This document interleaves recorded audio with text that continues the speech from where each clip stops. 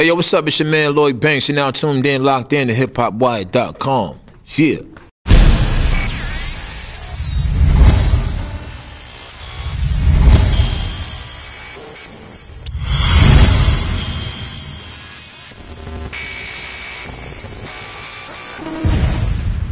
So let's talk about this new album, Banks, man.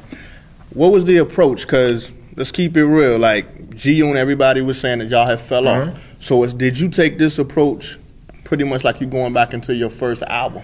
Yeah, as far as that, that fuel, to get you going. I definitely felt like it was time to show people, and that was one of the main reasons that I titled the album "Hunger for More Part 2", because it's like, when people ask, that was the question: Are they still hungry? Are you still hungry? And at this point, I'm pushing Banks. You know what I mean? So I got to explain my story.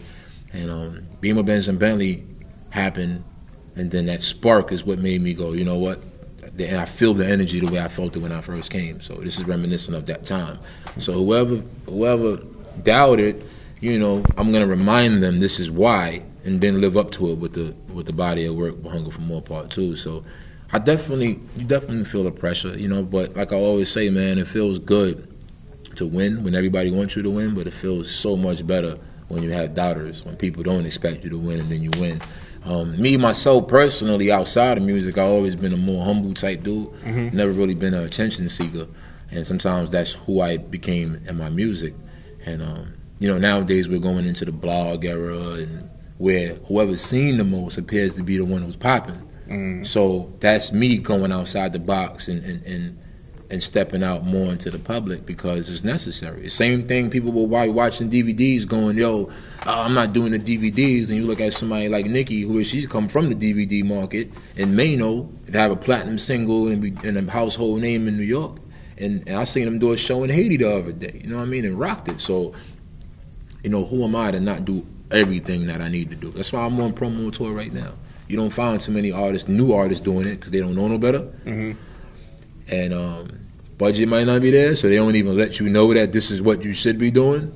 And then you got the artists who might be established to the point where they feel they don't have to do it. So I'm like right in the middle where I can still go out and touch bases with the fans. You know what I mean? I go to colleges. I've been to 6 colleges already within a week, and black colleges, and able to go in there and talk to the kids. And so it's more than just a promo tour for me. I'm getting out there. I get to go to the mall, touch the people, go to the club, and that's the way it should be.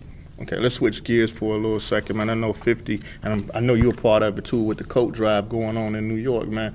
Let's talk a little bit about that and what other stuff are y'all doing for the holidays and that people don't really speak about y'all giving back. Well, for those that don't know, we've had the G-Unity Foundation for some years now, and I think we already donated like over $1.6 million. So we've done so many things. As far as 50 built a park in Queens and Baisley. We've done numerous shelter visits. I go, and I've seen some people that I went to school with, in the shelters. So it hits direct, right at home for me. And I'm going to the ones in my neighborhood as well as the Bronx and different places. Tony Ayo's very active in that also. My last album, I had the opportunity to go back to my public school, elementary school. Donated $10,000 for the computers. I went to August Martin, my high school, one of the high schools that kicked me out, and donated $10,000 for their library. And I plan on going back and doing the same thing. So I want to make my rounds, and then every year touch a new school outside of my neighborhood. And so you know what it is. I've always liked giving more than than receiving. But now we got so many avenues for it to be known. Like if I did something, I'd close down sneaker stores, buy all the kids in their sneakers, stuff like that. But I wasn't doing it for the camera. Right. So but now you got Twitter, and now it's like, I'm in here right now and it's happening right now. So, it's more lanes to get out there, but I'll be the first to tell you that it's not something that, we don't glorify that. We do it for the people, and the fact of the matter is a lot of people in that situation, man, it's just like, it's nothing to be, it's a lot of non-happy situations, you know what I mean? So I keep it as an intimate thing with us there when it happened. Okay. As far as the crew, G-Unit, man, you, Yayo, 50. Yayo is always on the internet, and 50 is everywhere worldwide. How come? I mean, it's just your natural character, you know, to play the back. But let people know who Banks is outside of the music, man, because we don't ever get to see that. Yeah, well, like I said, you know, they're gonna get a little deeper into, you know, who I am and through everything, you know, personally and the music and, you know, how everything is structured. We got a DVD we're putting together now, and a lot of behind the scenes footage, and I'm doing a few things, for a few specials that'll be coming out, and they'll get, you know, more in depth into who I am. And like I was saying, I think it's more of a business now where people do want to get into who you are personally now. But you know, I come from an era where this is a change. You know, like I come from a line of no nonsense MCs. You know, like Rakim. You gotta ask yourself, can you imagine Rakim blogging, or when's the last Jay-Z blog you saw? You understand what I'm saying? So it's like, to each his own, you know, but I got legs young enough for me to go out there and just say, I'm gonna go do it, you know what I mean? But I think that exclusivity counts to a certain extent, you know what I mean? Bring people in, but, you know, you already got 1 million people in your business when you don't tell them. That's true. When you tell them, you got 1 billion people in your business.